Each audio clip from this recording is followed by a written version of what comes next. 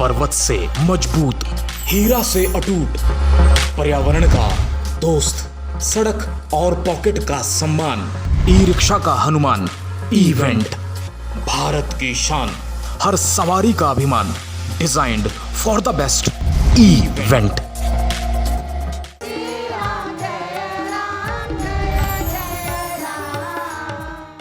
इस प्रोग्राम के प्रायोजक हैं भारत की शान, हर सवारी का अभिमान, इवेंट। श्री राम जय राम जय जय राम। श्री राम जय राम जय जय राम।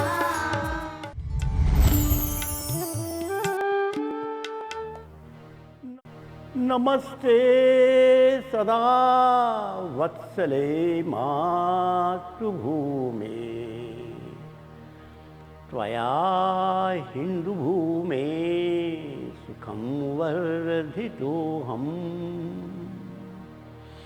महामङ्गले पुण्यभूमे त्वदर्थे पतत्वेशकायो नमस्ते नमस्ते। रत्नाकराधौतपदं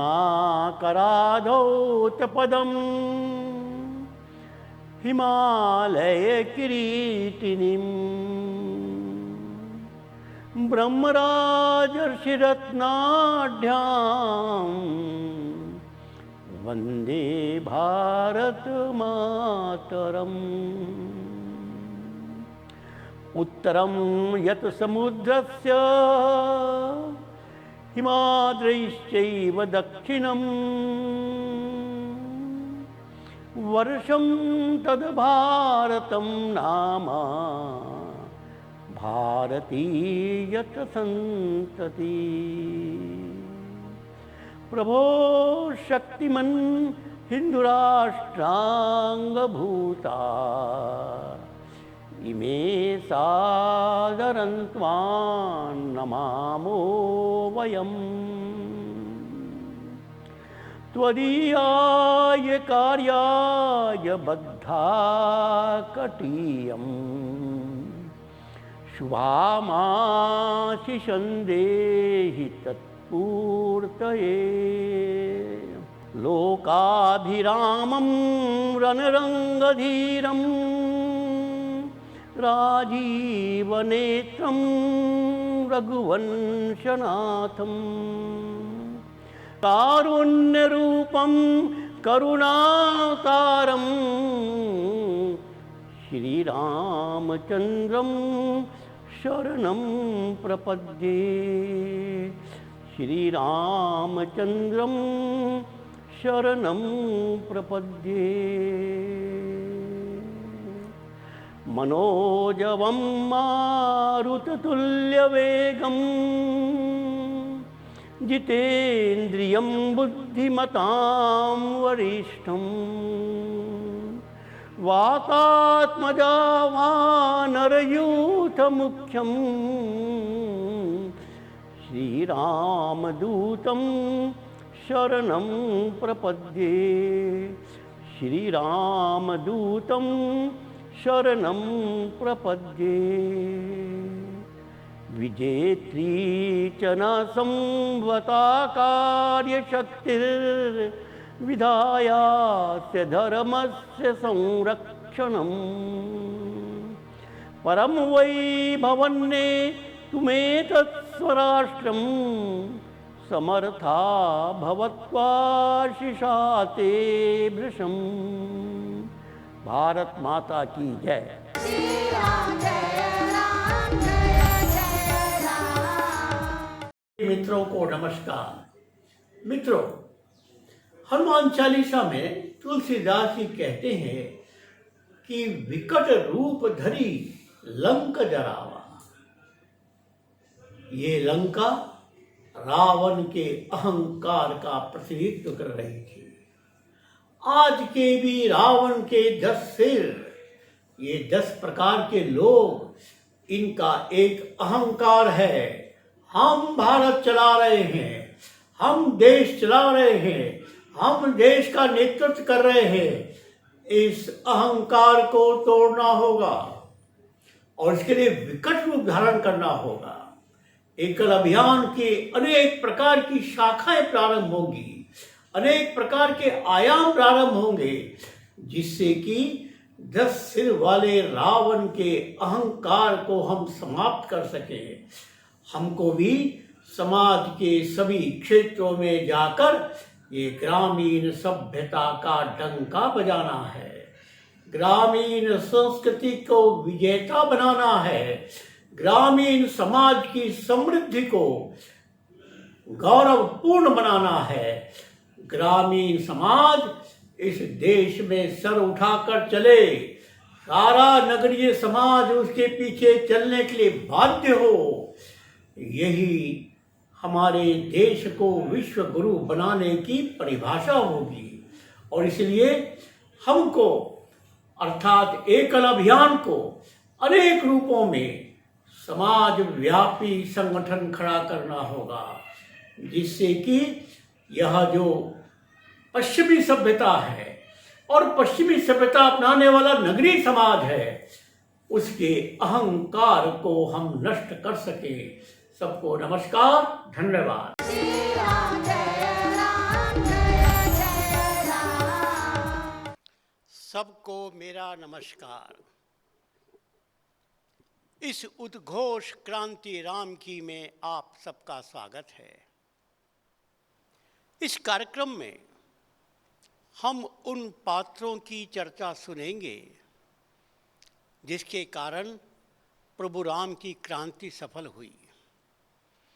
उसमें से पहला पात्र श्री हनुमान जी है। हनुमान जी के जीवन के बारे में हमने हनुमान चालीसा में सुना।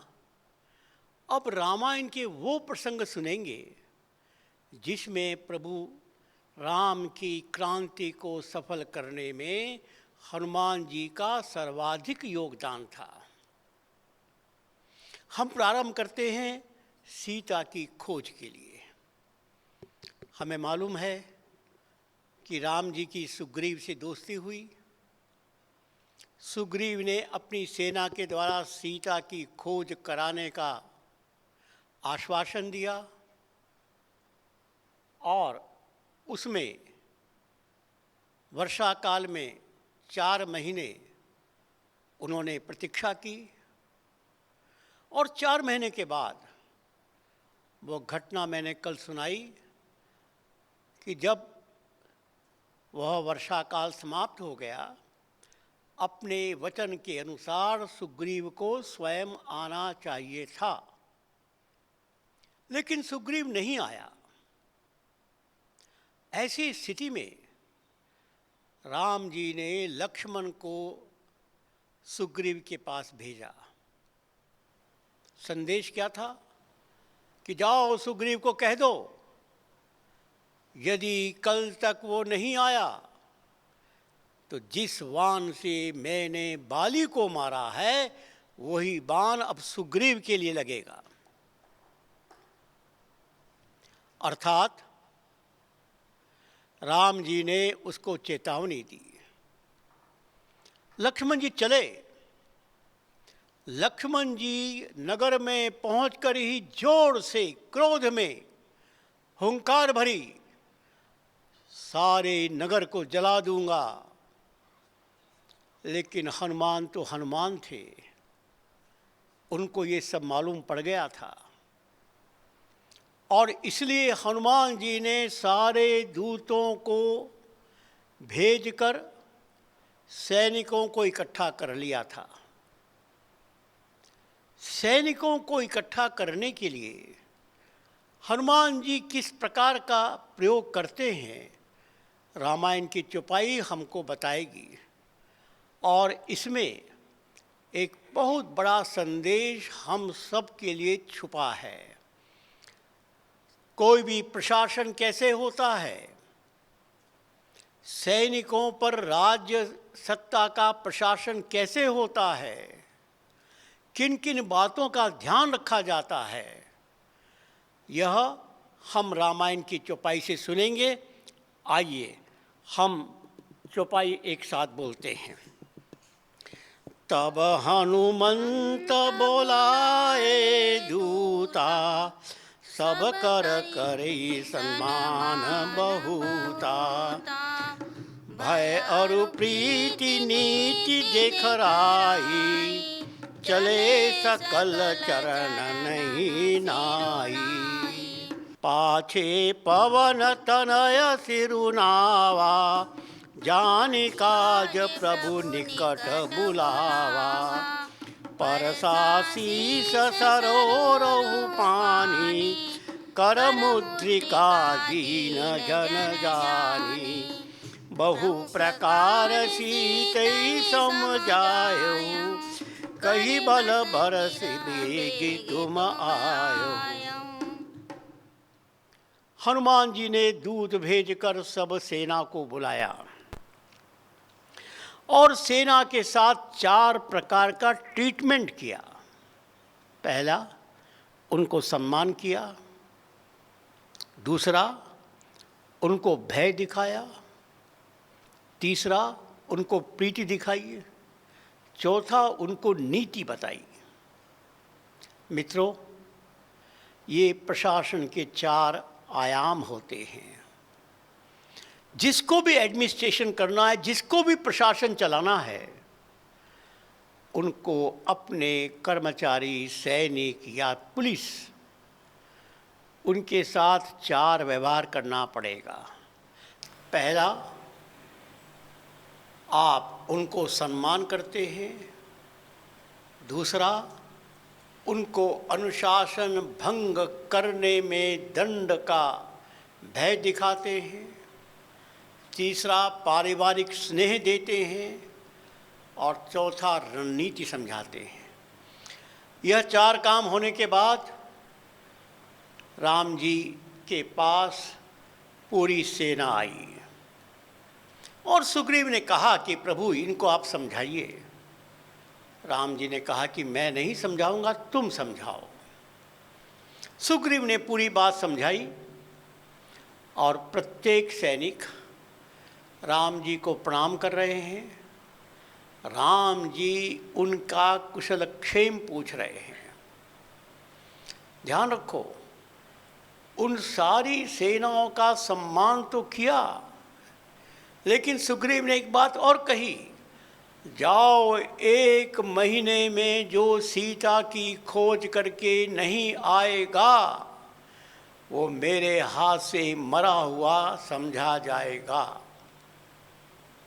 अर्थात 1 महीने में तुमको लौटना है, नहीं तो मृत्यु दंड मिलेगा, इसका भय। और फिर उसको स्नेह दिया, उसका प्रोत्साहन दिया, उसकी रणनीति बताई, कहाँ कहाँ जाओ, कैसे जाओ, सब बताया। और इसके बाद राम जी ने प्रत्येक सैनिक से कुशलक्षेम पूछा। प्रत्येक सैनिक ने राम जी को प्रणाम किया और अंत में हनुमान जी प्रणाम करने आए। हनुमान जी, राम, जामवंत, अंगद, नन्नील, इन सब को सुग्रीव ने दक्षिण में जाने के लिए नियुक्त किया था, क्योंकि सीता के दक्षिण में जाने की ही संभावना अधिक थी। लंका दक्षिण में थी। तो रामायण कहती है कि सबसे अंत में हनुमान जी आते हैं।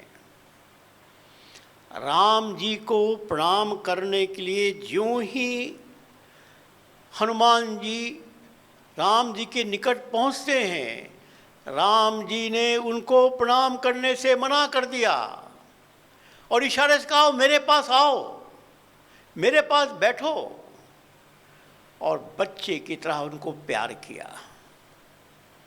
उनके सर पर हाथ फहराकर राम जी क्या कहते हैं, हनुमान, तुम सीता के पास जाओगे ना? सीता से क्या बात करोगे? सीता को बताना, मेरे बल की कहानी कहना, मेरे विरह की कहानी कहना। और सीता तुमको कैसे पहचानेगी? ये लो मेरी मुद्रिका, इसको तुम दिखा दोगे, सीता तुमको पहचान लेगी। इस प्रकार राम जी ने हनुमान को पूरा विश्वास किया। देखो, यहाँ हमको एक संकेत मिलता है, प्रेम और विश्वास। राम जी ने प्रेम किया, बच्चों की तरह उसके सर पर हाथ फेरकर, जैसे कोई माँ अपने बच्चे के सर पर हाथ फेरकर प्यार करती है।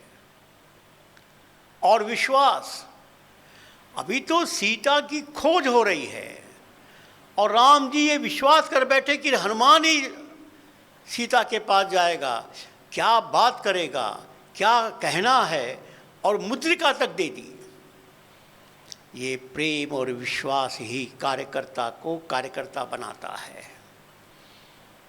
राम जी ने हनुमान को कार्यकर्ता बनाया, वह प्रेम और विश्वास का ही आधार था। और इसलिए हनुमान पर विश्वास प्रकट करके यह सब लोग अपने अपने दिशा में गए। एक और घटना आती है कि जब ये लोग दक्षिण की ओर जा रहे थे, बहुत परिश्रम करके कहीं सीता की खोज नहीं मिली। अंत में समुद्र के पास पहुंच गए। अब समुद्र के पास ये लोग चर्चा कर रहे थे।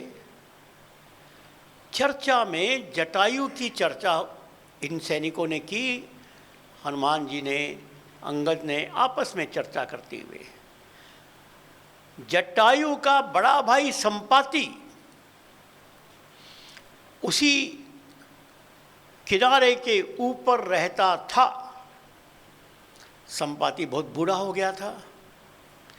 उसने इन सब बंदरों को देखकर बड़ा संतोष किया कि मुझे बहुत दिन से जो भूख लगी थी, भगवान ने मेरे लिए भोजन भेज दिया है। संपाति सोच रहा था, और जो ही संपाति ने जटायु की बात सुनी, जटायु संपाति के छोटे भाई का नाम था।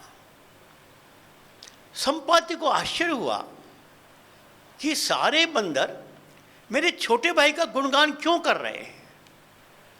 तो संपाति ने उनसे पूछा, भाई तुम लोग कौन हो, तुम जटायु को कैसे जानते हो।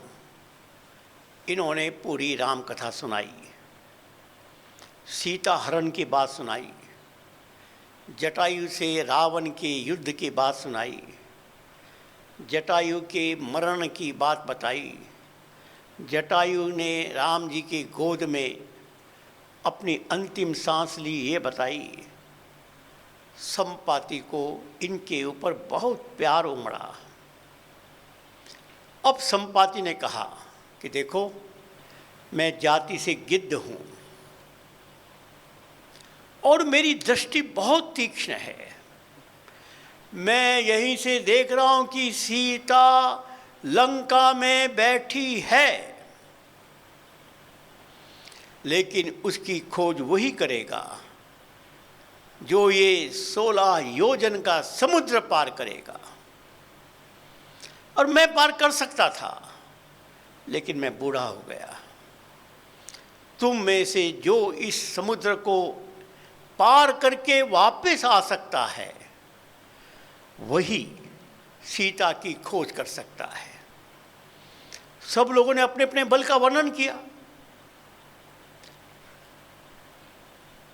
और जामवंत ने कहा कि मैं बूढ़ा हो गया, नहीं तो मैं चला आता। अंगद ने कहा कि मैं जा तो सकता हूं, लेकिन लौटने पर संदेह है। सब लोग निराश बैठे। हनुमान भी निराश बैठा था। अब यहां एक नया प्रश्न खड़ा होता है।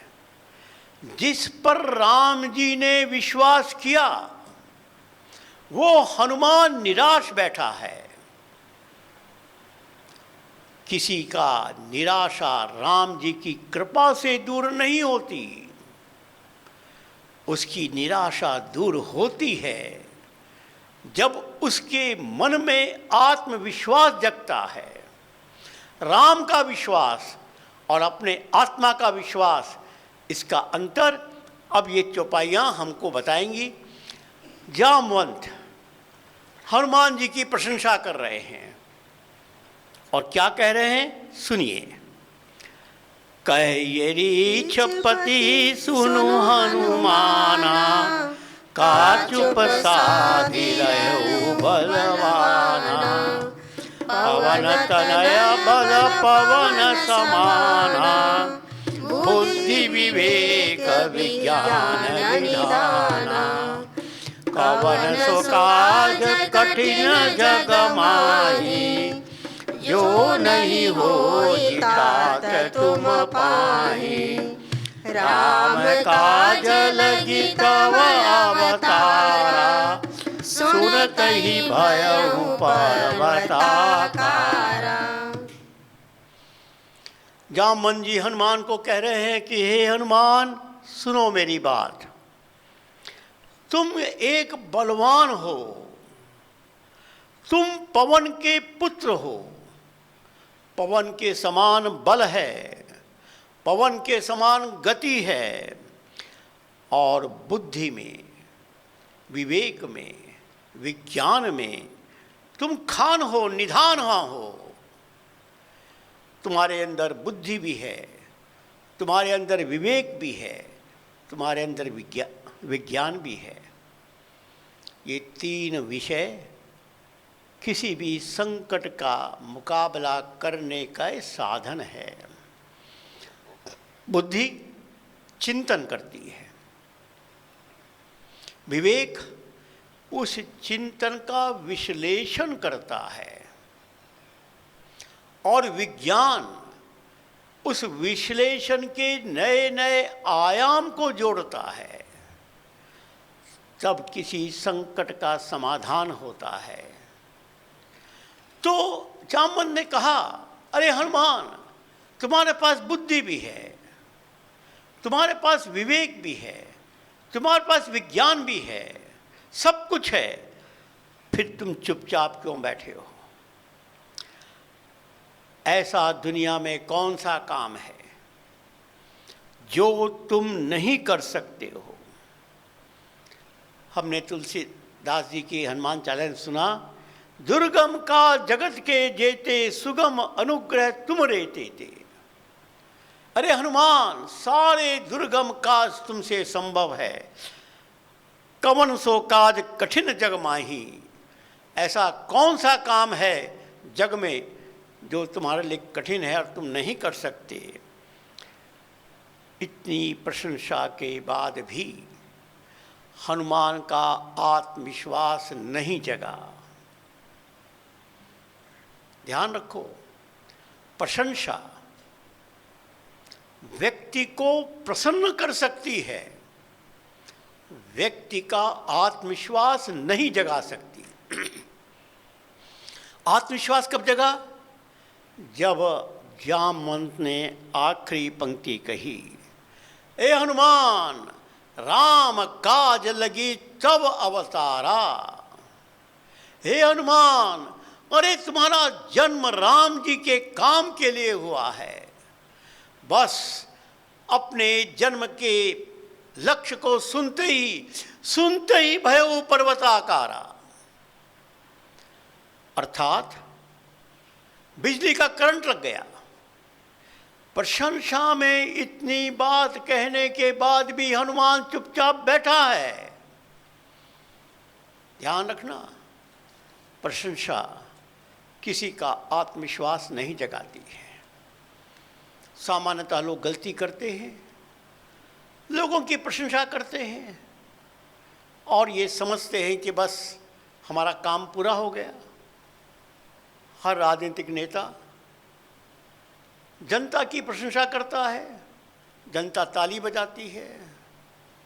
जनता राजनीतिक नेताओं की प्रशंसा करते हैं, वो ताली बजाते हैं, वो सब समझते हैं काम हो गया। कुछ काम नहीं हुआ, कोई परिणाम नहीं निकला।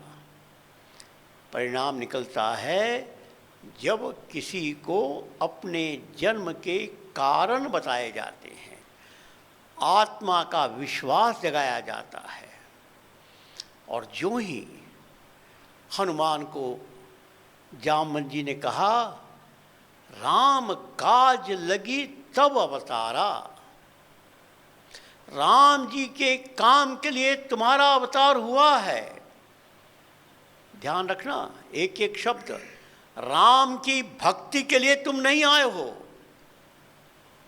राम भक्ति लागी तब अवतारा नहीं कहा, राम काज लगी तब अवतारा। मित्रों, यही एक बहुत बड़ा अंतर है राम भक्त में और राम सेवक में। राम जी की माला भजने वालों में, राम जी का काम करने वालों में। इस देश में राम भक्त करोड़ों की संख्या में हैं, लेकिन राम सेवक हनुमान, बस जिस दिन हर राम भक्त राम सेवक बन जाएगा, राम जी की माला भजने वाला प्रत्येक राम भक्त राम जी का काम करने वाला बन जाएगा, इस देश की सीता का खोज हो जाएगी, इस देश की अस्मिता जग जाएगी, इस देश की धरती माँ, भारत माँ आशीर्वाद देने के लिए प्रस्तुत हो जाएगी। बस ये भाव इस देश के प्रत्येक नागरिक के मन में जगाना, यही हनुमान परिवार का उद्देश्य है, यही एकल अभियान का उद्देश्य है। राम काज लगी तब अवतारा, यह सुनते ही हनुमान जी विराट रूप धारण करते हैं और एक पहाड़ पर चढ़ जाते हैं, जोर से हुंकार भरते हैं, जोर से एक उछाल भरते हैं। पवन के तो पुत्र थे ही, और समुद्र को पार करने के लिए प्रस्थान करते हैं। इस प्रसंग में हम लोग अपने लिए कुछ दिशा निर्देश को सोचेंगे। मैं आपसे अपील करूंगा कि कुछ पंक्तियां आप अपने मन में अपने लिए याद करिए। मैं पहले पंक्तियां समझाता हूं, फिर पंक्तियों का भजन करेंगे और उसके बाद हम अपने मन में उस आत्मविश्वास का दर्शन करेंगे जिसके लिए हनुमान जी ने जन्म लिया, जिसके लिए राम जी ने हनुमान जी को कार्यकर्ता बनाया। पहली बात, हम सब ये समझेंगे, राम काज लगी मम अवतारा। जामवंत हनुमान को कह रहा है तब अवतारा, और हम अपने मन को कह रहे हैं मम अवतारा। अपने मन को हम बता रहे हैं कि मेरा जन्म राम जी के काम के लिए हुआ है, और राम जी के काम करने का कार्यक्रम क्या होगा? एकल मैं हो जीवन सारा, अर्थात राम जी का काम करने का प्लेटफॉर्म एकल अभियान है। और जैसे हनुमान का पूरा जीवन राम में था और वो हनुमान हमारा भगवान बन गया, ऐसे ही एकल यह राम जी का अवतार है। जो काम राम जी ने त्रेता युग में किया, वही काम एकल आज कलयुग में कर रहा है। इसलिए हम सबको अपने मन में यह संकल्प करना है कि एकल मैं हो जीवन सारा। पंडित गोविंद देव गिरि जी महाराज ऋषिकेश में भागवत कथा कहने आए थे। एकल अभियान की ओर से ये कथा आयोजित थी। गोविंद देव गिरि जी ने 2 पंक्तियां हमको और दी, मानो वो ऋषि का प्रसाद थी। उनकी पंक्ति थी, एकल सेवा धर्म हमारा। एकल पूजा कर्म हमारा। अब इन दो पंक्तियों में पूरा शास्त्र आ गया। आज धर्म क्या है? मंदिर में जाना धर्म नहीं है, उपवास करना धर्म नहीं है, रोज माला भजना धर्म नहीं है, ये दान पुण्य करना धर्म नहीं है, ये धर्म करने की तैयारी है, कर्मकांड है। धर्म तो है जिससे प्रजा का कल्याण हो, और प्रजा का कल्याण करने का एक ही मार्ग है आज, एकल अभियान। 10 करोड़ हनुमान परिवार, 10 करोड़ नौजवान हनुमान, 1 करोड़ युवा योद्धा, यह है धर्म, जिससे समाज की रक्षा होगी, जिससे समाज महान बनेगा, देश महान बनेगा। और इसलिए एकल सेवा यही धर्म है। और पूजा क्या है? एकल के कार्य के लिए रोज घंटा 2 घंटा निकालो। जैसे तुम प्रतिदिन किसी भी इष्ट देव की पूजा करते हो, अवश्य करो, क्योंकि उससे तुमको पूजा के लिए समय निकालने का संस्कार मिलता है, वो भी आवश्यक है। जाओ मंदिर में, पूजा करो, यज्ञ करो, उपवास करो, ये तुम्हारी तैयारी है। उदाहरण के लिए, एक सेना की तैयारी करने के लिए ट्रेनिंग दी जाती है, सब प्रकार का रिहर्सल किया जाता है, जिससे कि युद्ध के समय वो विजय प्राप्त करे। एक सेना अभ्यास कर रही है और युद्ध में नहीं जा रही, उस सेना को आप क्या कहेंगे? ऐसे ही कोई राम भक्त भक्ति की ट्रेनिंग ले रहा है, कर्मकांड कर रहा है, लेकिन राम जी का काम नहीं कर रहा है, उसको आप क्या कहेंगे? तो इसलिए एकल पूजा कर्म हमारा, अर्थात एकल का काम करना ही हमारी पूजा है। निकालो रोज घंटा 2 घंटा अपने 24 घंटा में, बस तुम राम काज करने वाले हो जाओगे, तुम हनुमान बन जाओगे और तुम्हारा जीवन राम से बड़ा हो जाएगा। सामान्य व्यक्ति राम से बड़ा बन सकता है, ये हनुमान जी हमको बता रहे हैं। एक और घोषणा, हनुमान परिवार बनाएंगे, दुश्मन से देश बचाएंगे। ये हनुमान परिवार क्यों बना रहे हैं? क्योंकि दुश्मन से देश को बचाना है। मैंने कल भी कहा, हर समय मैं ये बोलूँगा, दुश्मन से सेना लड़ती है सीमा पर, और समाज लड़ता है देश के सामाजिक सीमा पर। एक भौगोलिक सीमा पर सरकार की सेना लड़ती है, और सामाजिक सीमा पर समाज में राम जी की सेना लड़ती है। ये हनुमान परिवार सामाजिक सीमा पर लड़ने वाला हमारा एक बहुत बड़ा मनोबल वाला ये समाज हो जाएगा।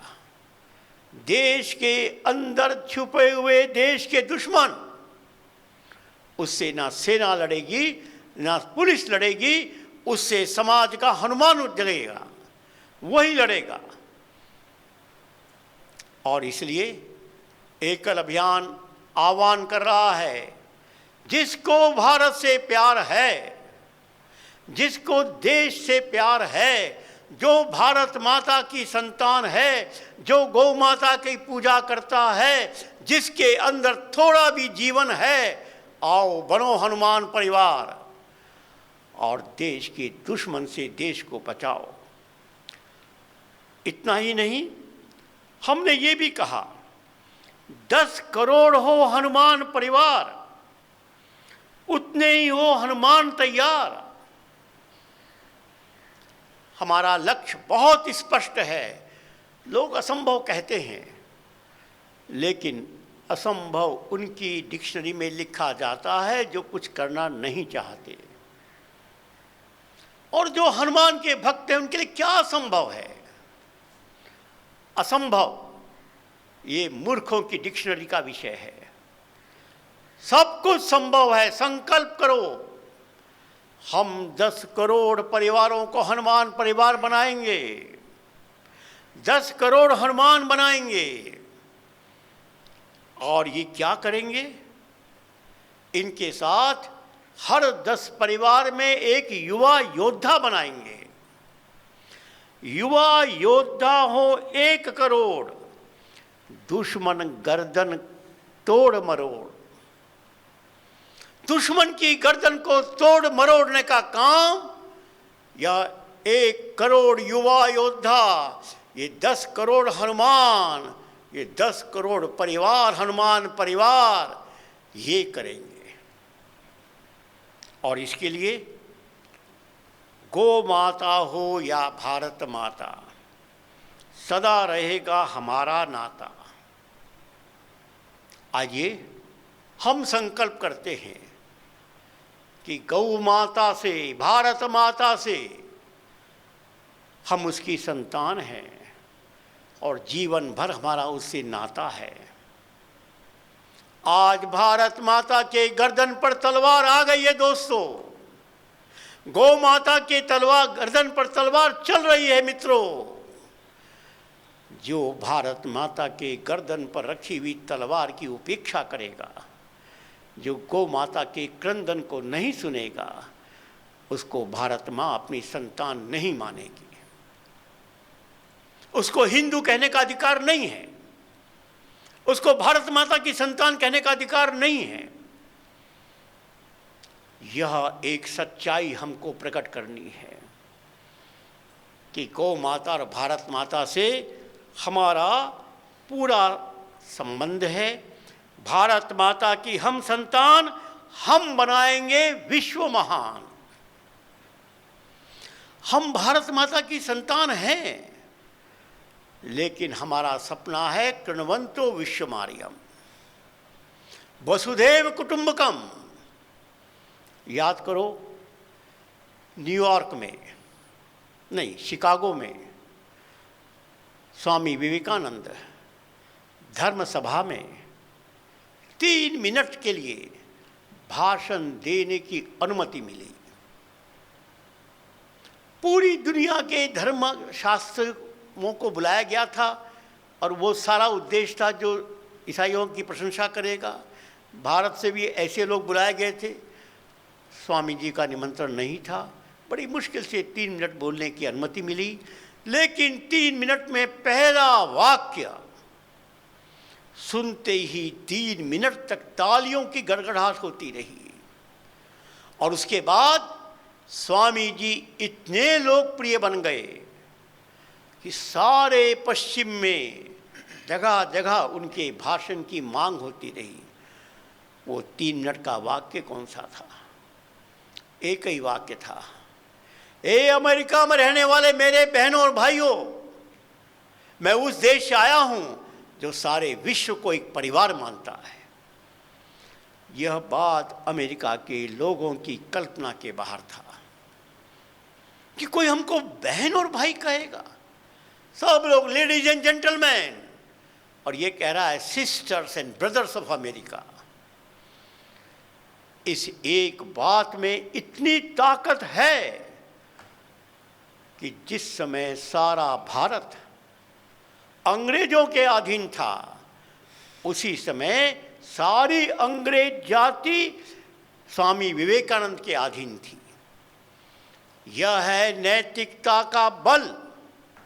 हमने भी कहा हम भारत माता की संतान। क्यों? हमने जन्म लेते ही परमात्मा ने हमको जीवन का लक्ष्य बता दिया और बहुत सरल वाक्यों में बता दिया। पहला, कृण्वन्तो विश्वमार्यम, जाओ भारत में जन्म लिया, सारे विश्व को महान बनाओ, श्रेष्ठ बनाओ। और उसका रास्ता वसुधैव कुटुंबकम, सारी वसुधा तुम्हारा परिवार है, क्योंकि सब एक ही परमात्मा की संतान है, एक ही धरती माँ की संतान है। इस कुछ पंक्तियों को हम सभी स्मरण कर सके, हमारे भजन का ये अंग बन सके। आइए इन चौपाइयों को या इन पंक्तियों को, चौपाई कहना तो उचित नहीं है, लेकिन चौपाइयों को और राम धुन के साथ, मस्ती के साथ हम गाएंगे और अपने मन में एक भाव जगाएंगे कि किस प्रकार हम भी हनुमान बन सकते हैं। तो प्रारंभ करेंगे। श्री राम जय जय राम, श्री राम जय जय राम। राम काज लगी मम अवतारा, एक लय हो जीवन सारा। राम श्री राम सिया राम जय जय राम, राम सिया राम जय जय राम। एक सेवा धर्म हमारा, एक पूजा कर्म हमारा। राम सिया राम जय जय राम, राम सिया राम जय जय राम। हनुमान परिवार बनाएंगे, दुश्मन से देश बचाएंगे। हनुमान परिवार बनाएंगे, दुश्मन से देश बचाएंगे। 10 करोड़ हो हनुमान परिवार, बोलो 10 करोड़ हो हनुमान परिवार, उतने ही हो हनुमान तैयार। युवा योद्धा हो 1 करोड़, दुश्मन गर्दन तोड़ मरोड़। गौ माता हो भारत माता, बोलो गौ माता हो भारत माता। सदा रहेगा हमारा नाता, सदा रहेगा हमारा नाता। भारत माता की हम संतान, भारत माता की हम संतान। हम बनाएंगे विश्व महान, हम बनाएंगे विश्व महान। एक बात मैं कहना भूल गया था। जब राम जी हनुमान को बता रहे थे तुम सीता के पास जाना, क्या बात कर रहा, तो राम जी ने 2 बात कही। सीता को मेरा बल के बारे में वर्णन करना, सीता को मेरे विरह के बारे में वर्णन करना। और एक घटना ऐसी बताई जो केवल सीता और राम को ही मालूम थी। और हनुमान से कहा कि जब तुम ये घटना सुनाओगे तो सीता को विश्वास हो जाएगा कि हाँ तुम मेरे दूत हो। अब देखो, बल का वर्णन, विरह का वर्णन, शक्ति का वर्णन, प्रेम का वर्णन, यह राम की परिभाषा है। सीता माने देश के सामान्य जनता। राम शक्ति की उपासना बता रहे हैं, राम प्रेम की उपासना बता रहे हैं। राम सीता को संदेश दे रहे हैं शक्तिवान बनो, और राम संदेश दे रहे हैं प्रेम करना सीखो।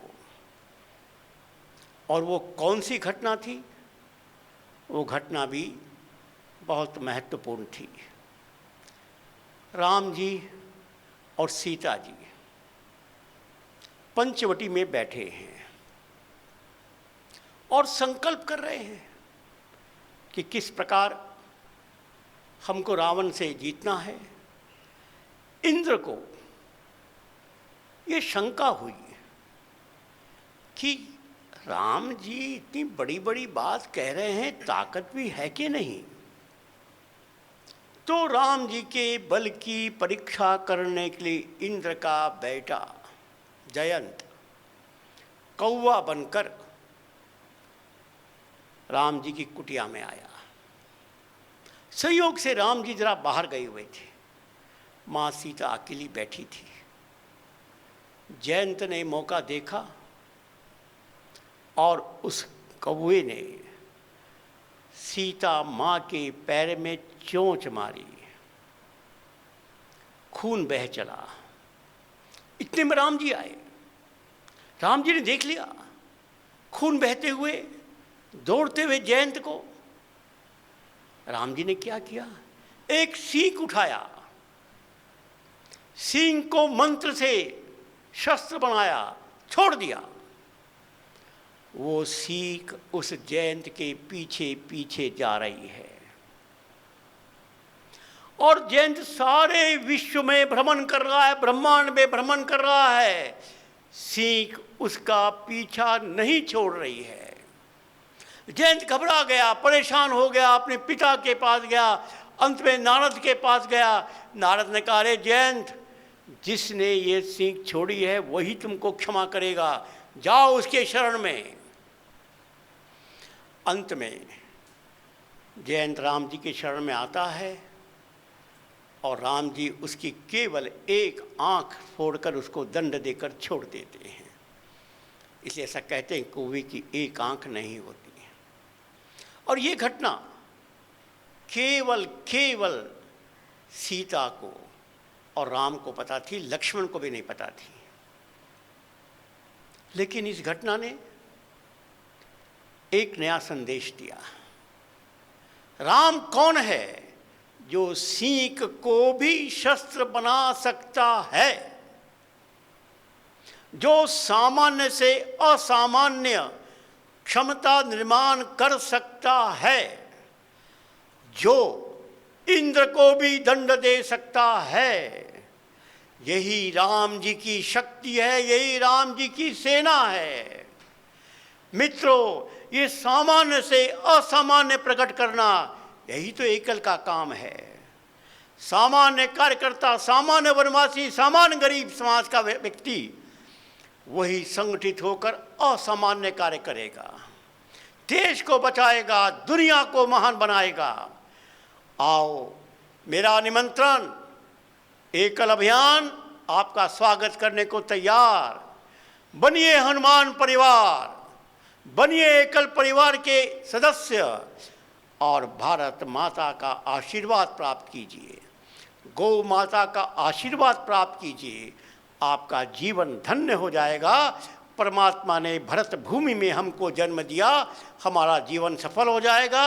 इतनी ही प्रार्थना के साथ सबको नमस्कार, धन्यवाद।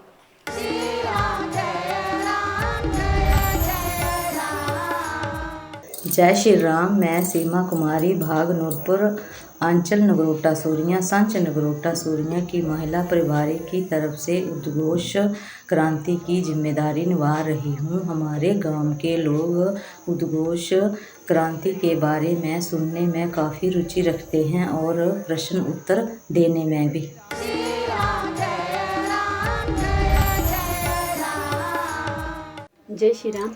भावना कुमारी, संत प्राथमिक शिक्षा प्रमुख, संच भरमौर, अंचल भरमौर, भाग नूरपुर संभाग उत्तरी हिमाचल।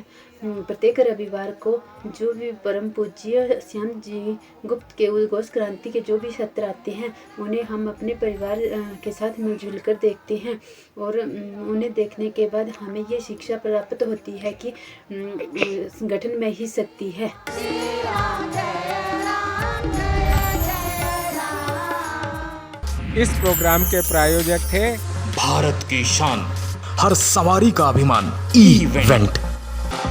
पर्वत से मजबूत, हीरा से अटूट, पर्यावरण का दोस्त, सड़क और पॉकेट का सम्मान, ई रिक्शा का हनुमान, इवेंट। भारत की शान, हर सवारी का अभिमान, designed for the best, event.